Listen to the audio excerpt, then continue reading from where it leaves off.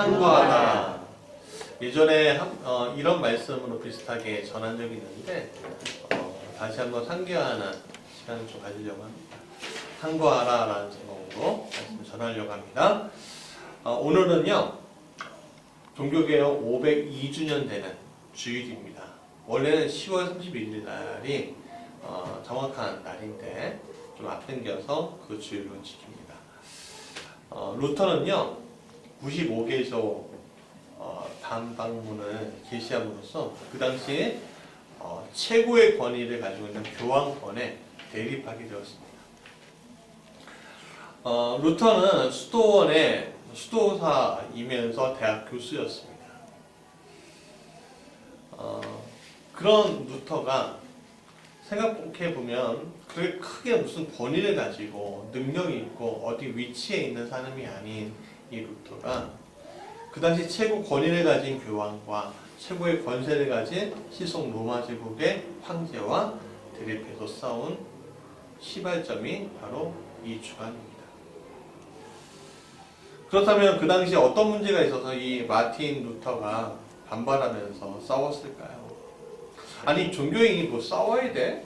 이렇게 얘기할 수 있는데 본질적인 문제가 있기 때문에 그걸 싸웠습니다. 그럼 그 본질적인 문제가 뭐냐? 가장 간단한 것은 이 문제입니다. 하나님은 정말 나를 구원해 주시는 분인가? 라는 질문 앞에 우리가 있을 때 그 마틴 루터는 그 질문 앞에 있을 때 그는 본질을 찾았고 그 본질을 통해서 그는 싸워서 하나님 앞에서 승리를 가져갔습니다. 그러면 그 문제에 대해서 이 본질이 어떤 문제가 있는 건지 한번 먼저 살펴보고자 합니다. 배경은 좀 알아야 되는데 그 당시 시대, 500년 전의 그 시대 상황에 대해서 좀 얘기하고자 합니다. 우리가 흑사병이라고 불리우는 패스트 있잖아요. 이 패스트가 유럽을 휩습니다. 그래서 그 시대의 유럽의 4분의 1 인구가 죽었습니다. 우리가 5천만 인구잖아요. 그러면은 5천만 인구 중에서 1,500만이 죽었다는 거예요. 그 사이에 성직자들도 같이 죽게 됩니다. 사람들은 의심합니다. 왜 성직자들이 죽지? 하나님을 들이잖아요. 그러면서 왜 죽는 거야? 성직자들은 사실 피할 수도 있었습니다. 그런데 왜 죽었냐면 환자들, 가난한 이들을 돌보기 위해서 갔다가 얼마 없고 죽는 이들이 굉장히 많았습니다. 그러나 사람들은 그것을 보지 않고 어떻게 하나님의 대리자가 죽을 수 있는가만 집중했다는 겁니다. 근데 그런 엄청난 시대적 상황 가운데 있는데도 불구하고 그 당시 로마에서는 어떤 일이 일어나냐면 성 베드로 성당을 짓습니다. 지금 교황청으로 쓰고 있는 건물입니다. 근데 우리가 뭐 1년 만에 2년 만에 아파트 뚝딱뚝딱 우리 짓잖아요. 근데 그 당시 토목기술이나 또 그 당시 어떤 자재나 이런 것들 보면요. 또 그 규모를 보면은 그냥 1년, 2년, 10년 사이에 뚝딱 짓는 것이 아닙니다. 예루살렘 성전도 20년 만에 지었거든요. 근데 그렇게 뚝딱뚝딱 지는 게 아니라 100년, 150년, 200년에 걸쳐서 그 베드로 성당을 짓게 됩니다. 거의 공전이죠, 공전.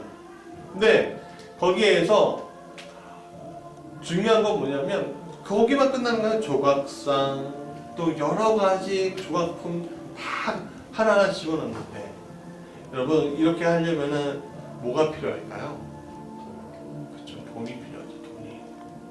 돈이 필요합니다. 스페인에 어떤 성당이 있는데요.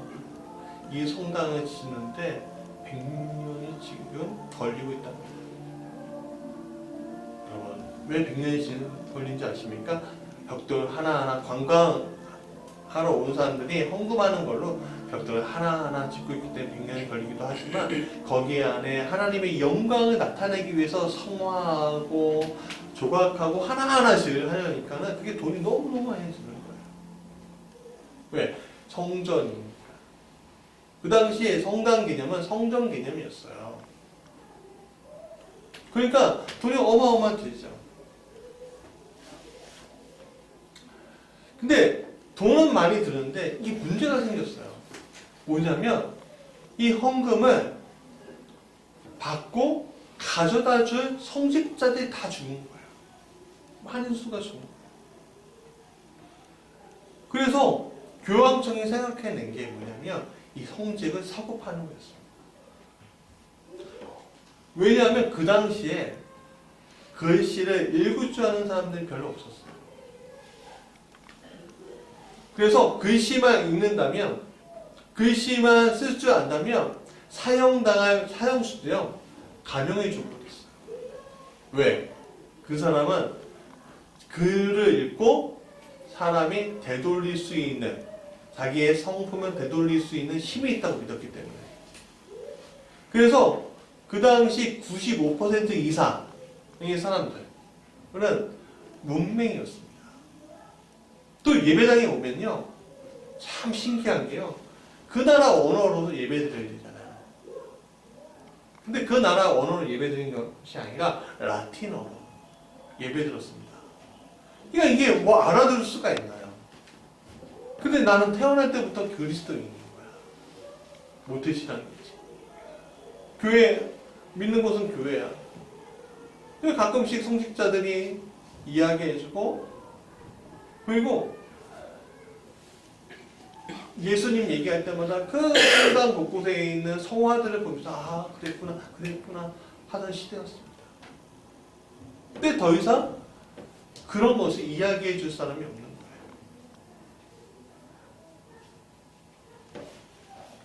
그런 성직자가 사라진 시대에 성직을 사고 파는 일까지. 근데 그 당시 성직은요, 또 권력이었습니다. 권세였습니다. 그러니까는 함부로 할 수가 없는 거죠.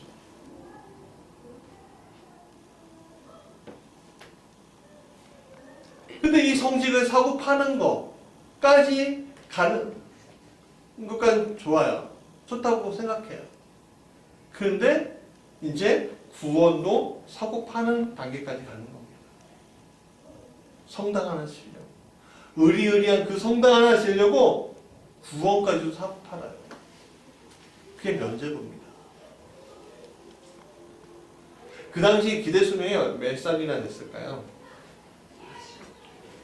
40세. 많이 살아봐야 40세. 정말 많이 살면 50세. 제가 지금 45이거든요. 그러면 그 당시 중세 시대의 기대 수명을 저는 많이 채웠습니다. 우리 박인수 권사님은 2배를 사셨네요. 그 당시 사람들에게 죽음이라는 것은 바로 눈앞에 있는 것과 마찬가지였습니다. 전쟁으로 죽고요, 기아로 죽고요, 질병으로 죽었어요. 상으로도 죽었어요. 그러니까 출산율이 높아도 어떻게 해요? 죽는 사람이 많으니까 뭐 인구가 늘 수가 없는 거죠. 그러니까는 죽음에 대한 공포가 항상 있는 거예요. 그럼 이 죽음에 대한 그 공포, 이걸 어떻게 견딜 것인가? 또 내가 사랑하는 가족이 갑자기 죽어요. 그러면 그 사람들의 구원은 어떻게 될 것인가? 성직자들이 정확하게 믿음으로 당신은 구원을 받습니다 라고 가르쳐줘야 되는데, 그 당시 성직자들이 돈을 사고 파니까 알아요, 몰라요? 모르잖아요. 그러니까 어떻게 해요? 행위로. 너희가 고통을 많이 당하면, 고난을 많이 받는 것만큼 너희들이 구원을 받는 천국에 가까이 있는 것이다. 너희들이 헌금을 많이 하면 구원이 바로 눈앞에 있는 것이다 라고 얘기합니다. 근데 사람들이 문맹률이 높으니까 그것을 확인할 수 있을까요? 없을까요? 성경들은 라틴어로 되어 있으니까 보통 사람은 읽지도 못하는 거예요. 그런 상황에서 교황은요, 이 베드로 성당을 짓기 위해서 성경에 굉장히 빈약한 근거를 가지고 연옥이라는 교리를 만들어버려요. 그래서 죽은 자들을 위한 면죄부를 주게 됩니다. 그래서 너희들이 헌금하면, 자, 무슨 말이냐, 동전이, 정확한 워딩이 있는데, 동전이 딸랑거리는 소리가 들릴 때마다 천국이 바로 앞에 있대. 거짓된 송직자들, 거짓된 말씀 가지고 구원의 문이 너희 헌금통에 있다는 거예요. 여러분, 얼마나 웃긴 상황이에요. 그렇죠? 얼마나 웃긴 상황이에요. 이런 상황에서 그래도 말씀 좀 읽고 좀 말씀 좀 아는 사람들이 나와갖고 그거 아닙니다 라고 할 때마다 어떤 일이 일어나는 줄 아십니까? 화형이야, 목매다, 죽는 거예요. 부인하지 않으면. 또 교황권에 어떻게 해요? 대적한다고. 이런 상황에서 수많은 종교개혁자들이 나왔는데도 불구하고 다 죽었는데 다시 부인하거나 그런 상황에서 이 마틴 루터가 나온 겁니다. 자, 첫 번째 같이 읽어볼까요? 시작. 끊임없이 향구하라. 여러분, 개신교라는 뜻은요, 프로테스탄트라는 뜻이에요. 이 프로테스탄트는요, 항거하다라는 뜻이에요. 항거하는 자들, 싸우는 자들, 대항하는 자들, 그런 뜻이에요. 그러니까 우리 개신교들은요, 전투 준비를 하고 있는 십자가 군경이죠. 근데 여기서 중요한 게 있어요. 무엇을 위해서 우리가 싸우는 거지? 그 질문을 우리가 좀 해봐야 되죠. 그렇죠? 여러분, 무엇을 위해서 우리가 싸워야 하냐 이거예요. 여러분, 우리 한 거는 거짓된 신앙에서 맞서 싸우는 것이다. 그거 우리는 말할 수 있어요. 중세 로마 카톨릭의 타락은요, 정말 눈뜨고 참아 볼 수 없는 상황까지 올라오고 있었어요. 물론 하나님을 믿는 종교예요. 근데 하나님의 진리에 벗어나도 한참 벗어나는 거예요. 교황이 왜 교황인지 아세요? 교황은요, 또 다른 사도권을 가지고 있어요. 그래서 하나님의 대리자이기 때문에 한마디 하면 그게 인정이 되고 바꿀 수가 없어요. 여러분, 연옥교리가 로마 카톨릭도 이게 조금 뭔가 이상하다는 생각을 하고 있지만 바꾸지 못해요. 왜 바꾸지 못한지 아십니까? 교황의 이야기는 예수님의 이야기예요. 말이에요. 그러니까 교황의 말 한마디는 성경적 권위가 있는 거예요. 그래서 못 바꾸는 거예요. 여러분, 이 상황들이 바로 예수님 시대의 성전 상황과 같았어요. 예수님 시대의 성전에 율법학자들이 있었습니다. 사두개인들이 있었습니다. 하나님의 율법을 전한다고 하면서, 그런데 정죄하는 율법, 사랑하지 않고 하나님의 말씀은 왜곡된 그런 말씀을 전하고 있는 거예요. 얼마나 예수님 보시면 답답하실까요? 또 성경 뜰 안에 보니까요, 이거는 염소 파는 자, 양 파는 자, 비둘기 파는 자, 소 파는 자들이 있는데 돈 바꿔주는 자도 있었어요. 근데 그들이 멀리서 양을 몰고 올 수 없으니까, 예물을 드려야 되는데 할 수 없으니까 거기 성전뜰에서 돈을 바꿔고 이 재물이 될 거를 사는데, 이게 저울을 속이고 돈을 속이고 그 예물을 흠없는 걸로 해야 되는데 다 흠 있고, 벌써 죽을 건데 뭐 하면서 갖고 오는 거예요. 그것을 예수님이 보시면서 어떻게 하셨습니까? 손으로 된 채찍을 휘두르시면서 내 아버지의 이 집은 기도하는 집인데 너희도 뭐하는 곳이냐. 거룩한 분노를 냈단 말이에요.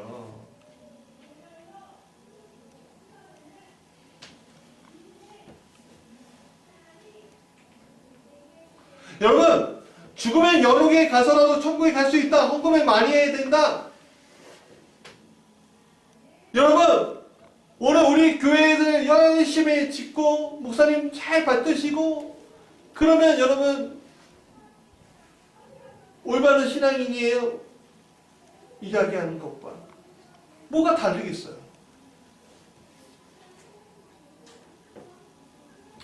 그 당시 무지몽매한 이들에게 기독교의 권위는 굉장히 컸습니다. 군사적, 정치적 권력도 가지고 있었어요. 거기에다가 영적 권위도 갖고 있으니까 얼마나 높아 보여요.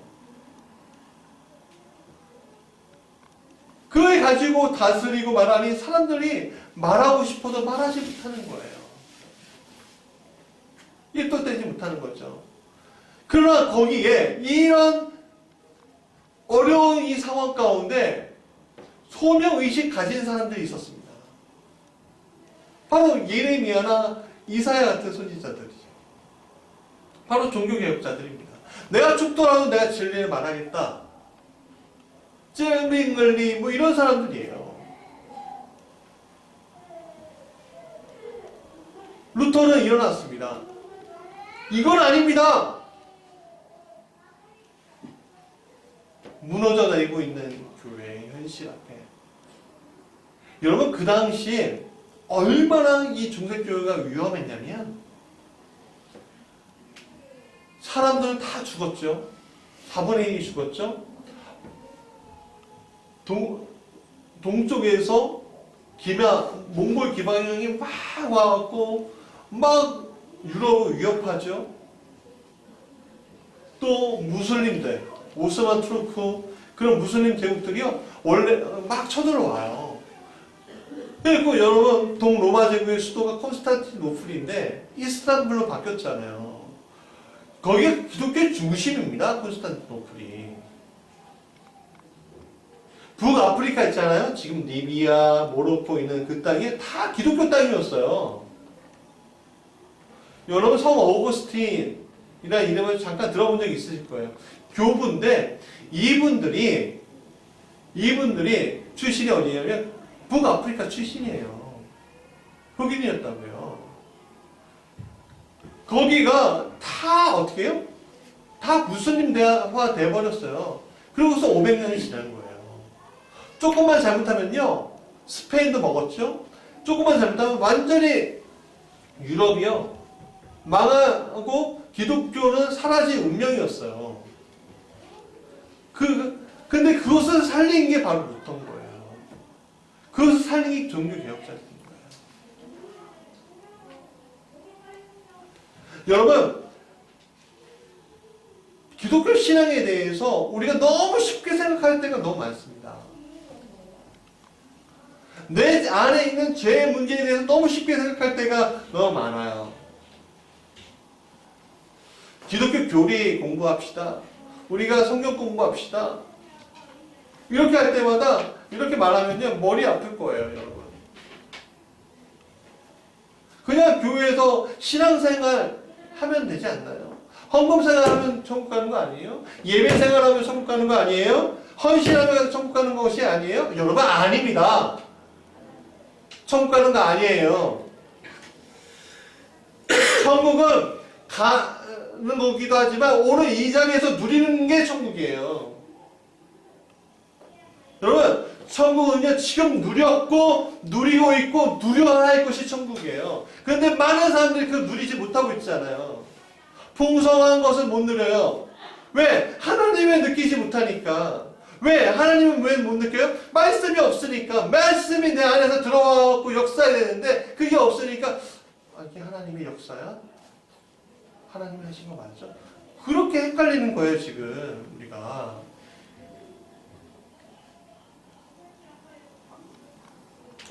얼마 전에 전도하다가 장기동에서 전도하다가 이단 교인을 만났어요. 저는 전도하는데 저는 누구누구 믿어요 이렇게 하는 거예요. 아니 요즘에 이단이 저렇게 얘기해? 한번 들어나 보자. 무슨 얘기하는지. 딱 얘기하면 다 거짓부렁이에요. 안산홍 하나님이 우리를 오셨으면 뭐 이런 식의 거짓부렁. 그런데 제가 너무 안타까운 건 뭐냐면 우리 교회에서는요 이런 이단들 만나면 피하려고 해요. 근데 우리가 왜 피해야 돼요? 왜 도망가야 돼요? 우리 정확하게 우리 목사님들을 통해서 정확한 교리를 여러분 배우고 있는 건데 그 이단 교인이 자기가 너무 확신에 차서 얘기하는데 한편으로는 너무 안타깝지만 한편으로는 부럽기도 하더라고요. 왜? 우리 교인들은 저런 확신이 있는 거야? 저런 확신 가지고 지금 살고 있는 걸까? 저를 보면서 저 목사예요 라고 얘기했지만 이 사람이 어떻게 했는지 아십니까? 저를 보면서 너무 안타까워하는 이 진리를 몰라서 저렇게 살고 있다. 여러분 그 감정 아세요? 제가 그랬어요 그분한테. 정말 안타까운데 제가 천국 가서 봅시다. 그 말 뜻은 당신 천국 못 가요. 그 얘기인데 여러분 우리는 확신을 가지고 있습니까? 이 거짓부렁의 이야기들을 하는 사람들 앞에서 우리는 확신을 가지고 우리 예수 그리스도의 십자가 구원을 얘기하고 있습니까?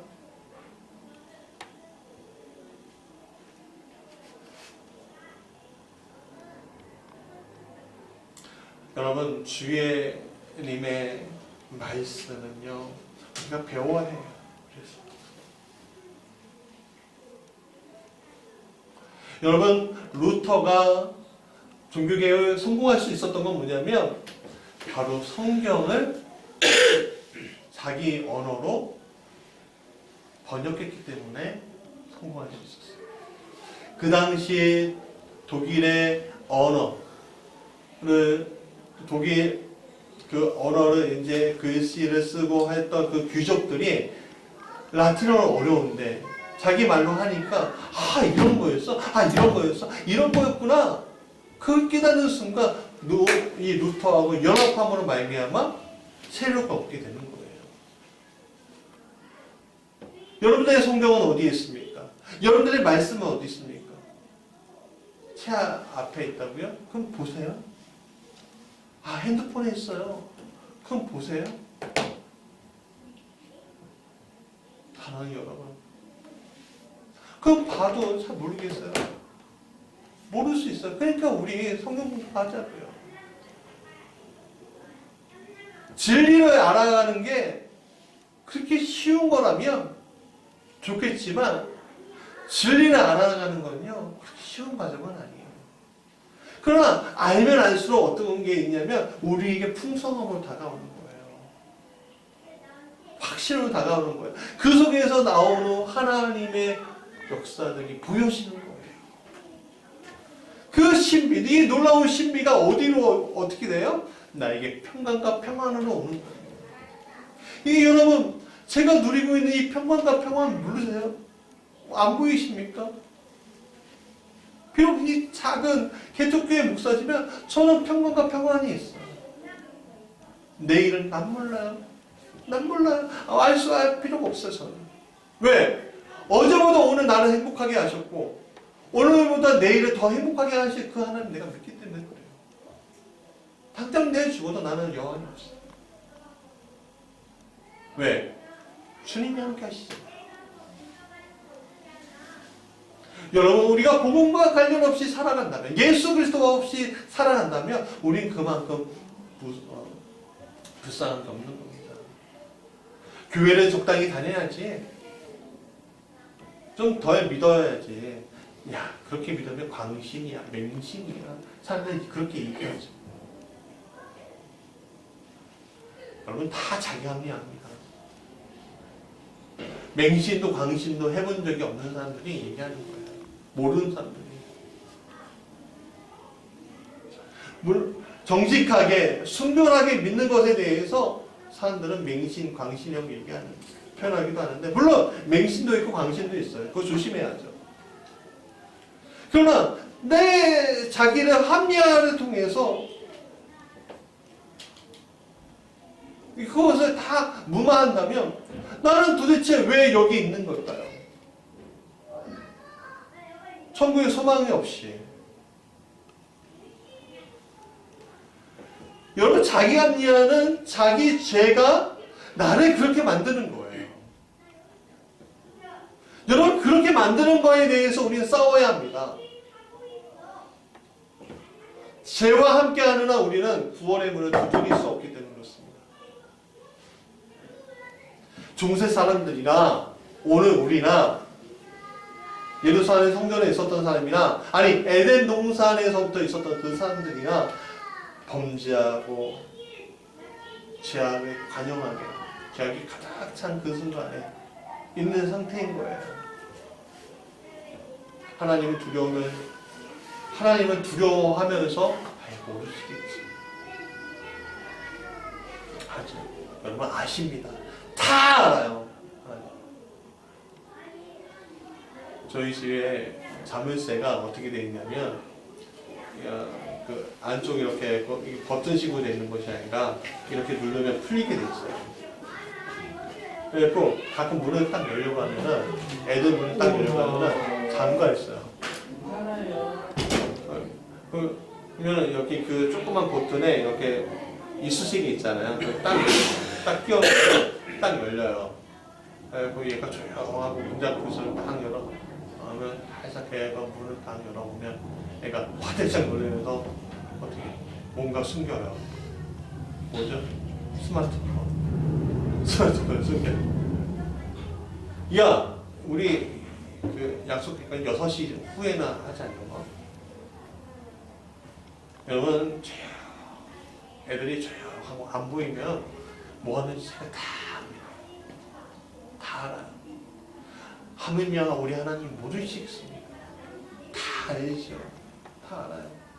알기에 소돔과 고모라가 무너진 거고요. 알기에 예루살렘 성전이 무너진 거고요. 알기에 서방교회가 지금 무너지고 있는 거예요.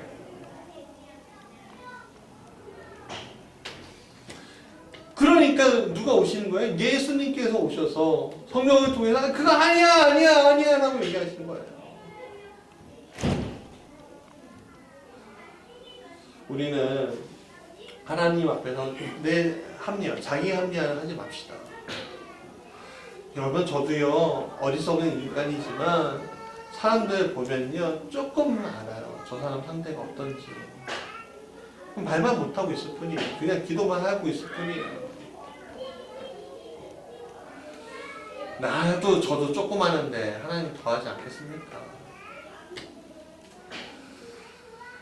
그 주님 앞에서 저 이렇게 살아온 거 괜찮지 않습니까? 그럴 필요 없이 주님 내가 어떻게 해야 신앙생활 잘하는 걸까요? 우리가 좀 물어봅시다. 좀 물어봐요 하나님한테. 두 번째 같이 읽어볼까요? 시작. 세상 죄에 대해서 항거하라. 오늘 우리는 끊임없이 자기 죄에 대해서 항거하고 있는 중인 거예요. 여러분 잘하고 계십니다.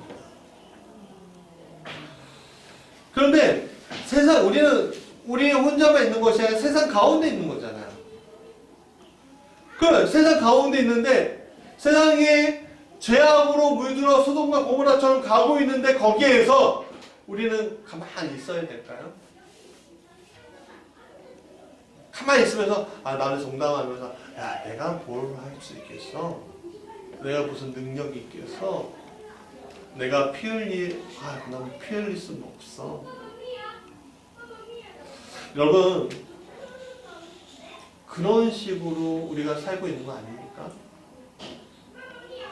제가 몇 번 얘기했지만 제가 현대사를 역사를 좋아하기 때문에 현대사 이렇게 바라보면서 가장 마음 아팠던 건 뭐냐면 세월호 사건이었어요. 그 세월호 사건을 통해서 저는 정말 많은 것을 깨닫습니다. 정치 권력. 함부로 보면 저렇게 되는 거예요. 근데 거기에 종교 권력도 들어가 있더라고요. 야, 너무너무 무서웠어요. 박근혜 대통령이 뭐라고 그 주변에 있는 사람 뭐라고 언론을 통해서 뭐라고 하면은 그대로 종교 지도자도 그대로 얘기하는 거야. 종북이야 빨갱이. 아니 애 이는 그 진실을 밝혀달라고 하는 이 사람들이 어떻게 종북이 빨갱이야. 말이 돼요? 여러분 요번에 화성 연쇄살인마가 완전히 이제 고백을 하잖아요. 저 그거 보면서 또 깜짝 놀랐습니다. 8차 잡혔다는데 알고 보니까 고문으로 인해 거짓 자백을 했는데 그것을 재판부가 받아들이지 못하는 거예요. 20년, 19년 살고 나왔어요. 이게 불의가 아니고 뭡니까? 이게 거짓이 아니고 뭡니까? 이번에 어떤 장관도 마찬가지고. 그런데 이런 정치적인 그런 문제 앞에서 우리는 어떻게 입 다물고 있을 수가 있냐 이거죠. 근데 입 다물지 않는 일들이 있죠. 난 너무 아파요. 그것을 보면서. 왜? 그렇게 얘기하면 안 되는데. 거짓된 것을 진실이라 이야기하는 사람들을 보면서 이 거짓 선지자가 이야기하는 것을 맞다고 이야기하는 수많은 교인들을 보면서 25일날 밤새 기도했다잖아요. 여러분, 종교 권력을 이용하기 위해서 수많은 정치 권력이 준동했습니다. 박정희 때도 그랬고요. 나라 구한다고 하면서 교회를 정치적으로 이용하는 경우는 엄청 많아요.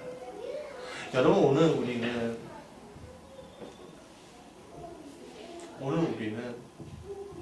정치하고 권력하고 분리되어 있어요. 종교는. 그러나 거짓된 것에 대해서는 이야기할 줄 아는 게 교회가 되는 거예요. 우리는 분리되어 있어요 라고 얘기하는 교회들 또 상당 부분 보면 어떻게 되는지 아십니까? 교회 성장만 하는 거지. 다른 중요한 것이 있잖아. 복음. 그렇게 얘기하면서 외면해버린 경우가 얼마나 많은지요. 우리가 뭐 마틴 루터처럼 대단한 사람인가요? 아닙니다. 나약하고 연약한 존재죠. 그럼 할 수 있을까요? 이런 것들은 세상 권력에 대해서 말할 수 있을까요? 여러분, 우리가 그렇게 한거하지 않으면 피해가 안 올까요? 여러분, 사단은요, 한번 왔다가요, 그냥 물러가는 법이 없습니다. 빼앗고 오지. 간신히 물러가면 그 다음번에 7배, 10배가 와. 10배, 20배가 와요. 옛날 유목민족들이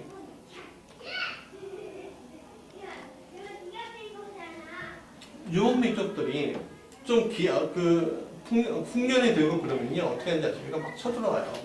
동족민족들 한나라 이런데 쳐들어와갖고 뺏어가요. 근데 제대로 방어하지 못하잖아요. 그리고 제발 좀 죄송합니다 하면서 보내잖아요. 그리고 돈도 주고 못도 주고 막 그러잖아요. 그 다음에 더 연합해고 엄청나게 쳐들어와요.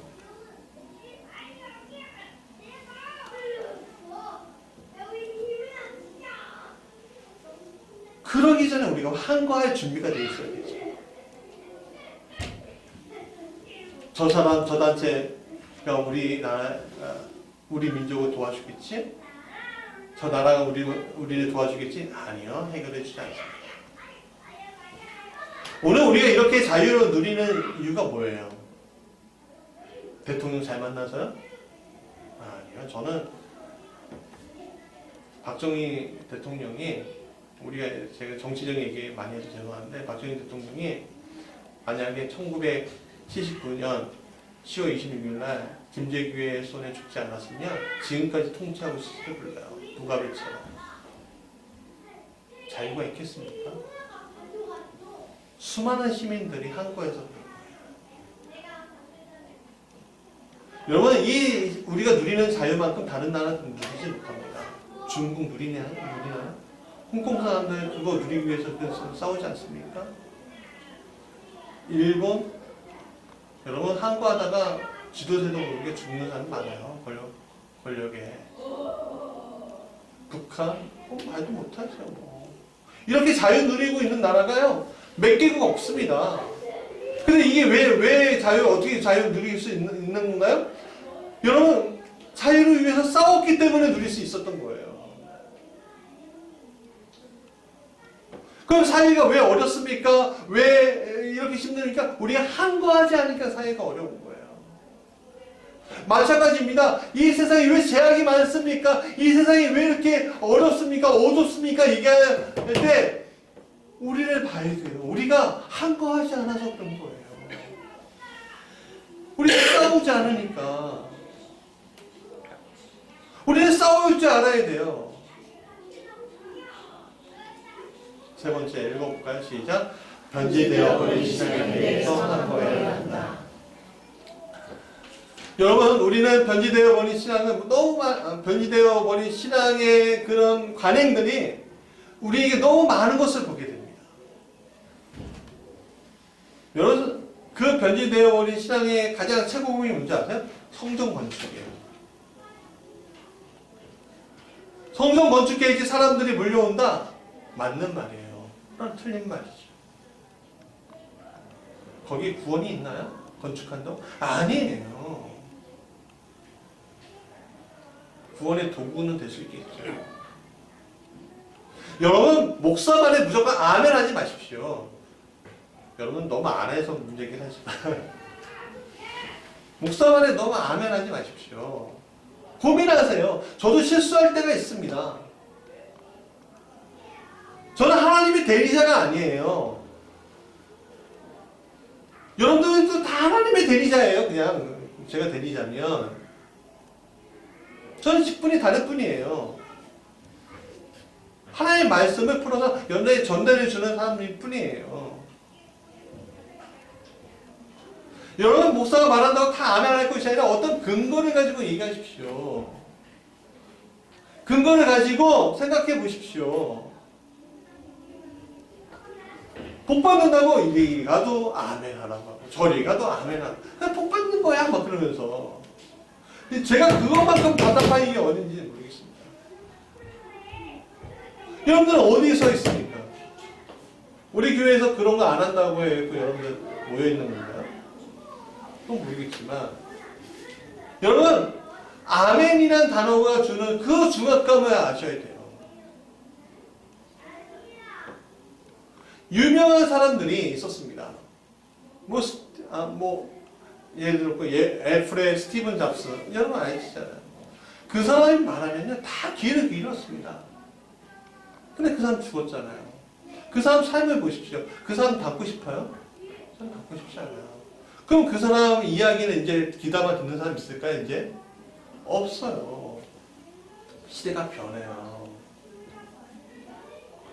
오늘 여러분, 이 시대에 하나님이 무엇을 이야기하는지 성경에서 대해서 말하지 않는다면, 우리가 성경에서 동떨어져서 신앙의 본질 앞에 있지 아니한다면 우리는 그런 흘러가는 것 중에 하나일 수밖에 없고, 우리는 그냥 버림받을 수밖에 없는 존재인 거예요. 맛없는 말 잃은 소금인 거예요. 우리는.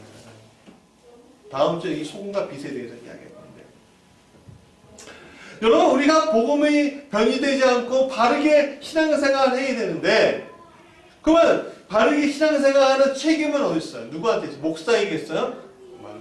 있죠. 전 여러분들 바르게 신앙생활하는 거에 대한 책임이 있는 자예요. 책임이 있으니까 여러분들한테 성경 공부하자고 얘기하는 거예요. 그럼 여러분들은 책임 없습니까? 책임이 있죠. 책임이 있어요. 책임이. 서로가 하나님 앞에서 복음이 변질되지 않도록 해야 한다는 거예요. 그러면 우리가 한 거예요. 그러면 근거가 뭐가 돼야 돼요? 바로 성경이 돼야 되지 않겠어요? 다른 거 어떤 것이 나의 근거가 되면 안 돼요. 성경이 우리의 근거가 돼야 돼요. 그래야지 모래 위에 지은 집이 안 되는 거예요. 왜 우리가 이단 사이비하고 싸워서 져야 돼요? 왜 세상 사람들이 막 혼내고 약한 거에 대해서 우리가 그런가 보다 하고 그래야 돼요? 그럴 필요가 없어요. 확신을 가지고 있는 사람에게는 그럴 필요가 없는 거예요. 근데 우리는 확신이 없어요. 왜? 내 안에 말씀이 안 들어가니까 확신이 없는 겁니다. 교회 와서도 성경을 모르니까 확신이 없는 거예요. 무조건 말하는 데는 아멘 할 것이 아니라 고민하고 또 고민하고 이게 성경에 근거가 있고 맞는다고 하면 이게 내 마음에 와닿는다면 그 고백을 통해서 아멘 하시라는 거예요. 읽어보십시오. 책 트렁크에, 자동차 트렁크에 놓지 마요. TV 위에 올려놓지 마요. 핸드폰만 들고서 하지 마요. 출근하다가 들을 수 있지 않습니까? 잠깐이라도? 화장실에서 잠깐 뉴스 보는 대신에 잠깐 볼 수 있지 않습니까? 볼 수 있어요. 그게 여러분들 마음 가운데 있거든요. 우리가 세상 가운데 나가서도 이길 수 있는 자가 되는 겁니다. 오직 아버지, 오직 예수님, 오직 성령님이 오직 성경을 통해서 우리를 구원해 주시는 겁니다. 자, 마지막입니다. 같이 읽어볼까요? 시작. 기도하며 간구한다. 여러분, 이런 말 들어보세요. 입진보, 입보수. 들어보셨죠? 뭐예요? 말은 하는데 행하지 않는다는 거예요. 우리도 마찬가지예요. 여러분, 제가 진보적 기독교인이 참 아쉬운 것이 있어요. 저도 진보적 기독교인인데, 참 아쉬운 게 있는데 뭐냐면, 입으로는 하나님 아는데, 기도하는 게 너무 약해. 입으로는 세상을 판단하고 정죄할 줄은 아는데, 기도로 이 세상을 위해서 기도할 줄은 모르는 거예요. 여러분, 그러면 안 됩니다. 우리가 보수적인 분들, 저분들 생각하는 게 너무 어리석다라고 이야기하는 분들, 여러분 많이 보일 수 있지만, 그 사람들이 하는 건요, 무시 못해요. 기도하잖아요. 그들이 그렇게 기도한다고 다 되는 거 아니겠지만, 그래도 하나님 선한 길로 인도하시겠죠. 기도가 뭐예요? 하나님과의 대화, 하나님의 계시, 하나님이 주시는 복음이 아니겠어요?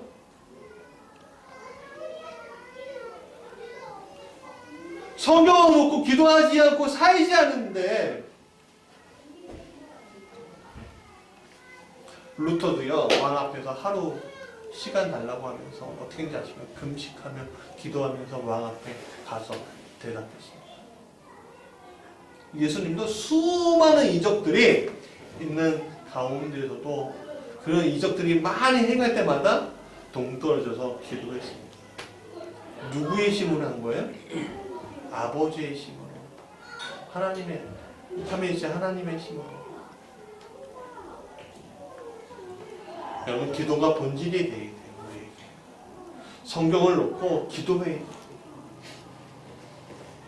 능력이 어디서 옵니까? 거기서 오는 거예요. 우리가 말씀과 기도, 신앙의 본질을 가지고 싸워야 합니다. 여러분, 개신교가 그래서 개혁과 변혁의 종교예요, 사실은. 우리나라에서 최고 큰 교회가 어디 교회예요?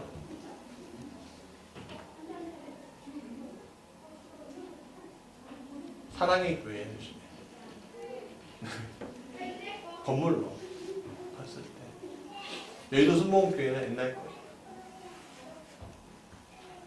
근데 그 교회에서 내가 깜짝 놀란 게 뭔지 아십니까? 그분들 기도하는 그런 것들을 뉴스를 통해서 봤는데 너무 황당했던 게 뭐냐면 부목사님이 오목사님에서 막 기도 제목 하는데 오목사님이 타는 벤츠 몇몇의 몇몇몇을 위해서 기도하는 거예요. 여러분 그거 우습죠? 여러분들 차 사실 때 차 위에서 기도해달라고 얘기하는 거와 똑같은 거예요, 여러분. 제가 큰교회 부목사에 있을 때 그런 일 되게 많았었어요. 집도 마찬가지예요. 물론 집은 우리의 가정이니까 복내려달라고 기도하지만 여러분 교회를 위해서 기도하는 것이 아니라 이 나라와 민족과 이 세상을 위해서 기도해야죠. 하나님 나라의 복음을 위해서 기도해야죠.